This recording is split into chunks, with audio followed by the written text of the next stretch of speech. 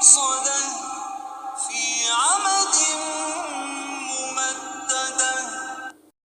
तबाही है हर उस शख्स के लिए जो लोगों पर तान और पीठ पीछे बुराइयां करता है, जो माल जमा करता है और गिन गिन कर रखता है।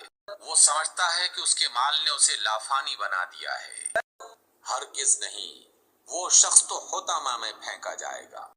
और तुम क्या जानो कि होतामा क्या है? वो अल्लाह की खूब भड़काई हुई आग है जो दिलों तक जा पहुंचेगी और वो उसमें बंद कर दिए जाएंगे, इस हालत में कि वो ऊंचे ऊंचे सुतूनों में घिरे हुए हों।